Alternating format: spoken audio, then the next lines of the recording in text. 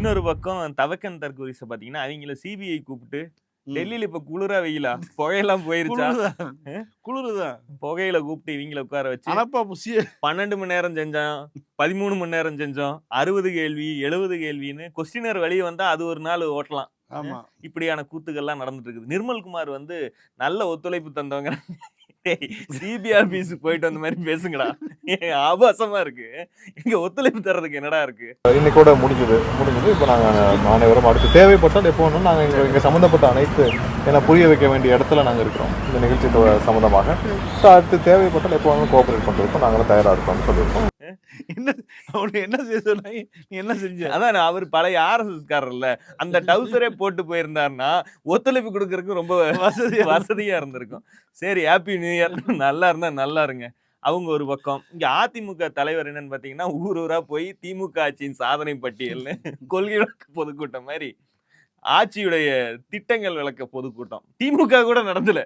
அவர் நடத்திட்டு இருக்காரு. 505ல வந்து 475 தான் பண்ணிருக்காங்க. அப்படின்னா ஏன்னா 475 பண்ணியாச்சு. அது படிச்சே கேட்டாருங்க. ஒரு நம்பரா சொல்லிட்டு போனாலும் பரவாயில்ல. இன்னென்னதெல்லாம் பண்ணிருக்காங்க. இதெல்லாம் பண்ணல. இதெல்லாம் பண்ணலாமா? அப்படின்னு கேட்டு வராரு. இவர் பேச பேச மாவட்ட செயலாளர் மயக்கம் போட்டு விழுந்து தூக்கிட்டு பாவங்க அது. அது அவர் எப்படின்னா பிஎஸ் கேக்குறாரு. எப்படி தோராயத்துல நிக்குதே சேவை நிக்குமா? இதுல கேட்பாங்க இல்ல மாப்பிள்ள சரியா இருக்கியா அப்படின்னா என்ன பிரச்சனைனா ஆம்புலன்ஸ் கூப்பிட்டீங்கன்னா எடப்பாடி கோச்சுக்குவாரு. ஏய் திமுக ஆம்புலன்ஸ் அனுப்பிடுச்சு என் பேச்சை கெடுக்க நானே மனப்பாடம் பண்ணி ஓட்டிட்டு இருக்கேன். என் பேச்சை கெடுக்கிறதுக்குன்னே பொழந்த மேனிக்கு ஆம்புலன்ஸ் சொல்றாங்க. இப்ப ஆம்புலன்ஸும் கூப்பிட முடியாது. அதான் பிஎஸ் கேக்குறாப்ல நிப்பீங்களா?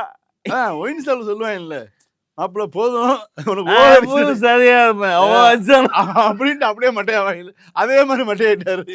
இது நடந்துகிட்டு இருக்கு பின்னாடி. இத்தச்சோடு கல்லுக்குனா மாதிரி ஒரு மனுஷன் தொப்புன்னு விழுகிறாப்புல. எடப்பாடி ஒரு செகண்ட் திரும்பலையே. 10 கமாண்ட்மெண்ட்ஸ் அவர் சொல்லிட்டு இருக்க மாதிரி மலையில இருந்து மலை பிரசங்கம் நடத்திட்டு இருக்க மாதிரி பேசிட்டு இருந்தாரு. அவர் பாட்டுக்கு திமுகவுடைய சாதனைகளை சொல்ல தொடங்குனா என்னால நிறுத்தவே முடியல. நீ மயக்கம் போட்டா போச்சு அவன் கிடக்குறான். இவர் பாட்டுக்கு பேசி தள்ளுறாரு.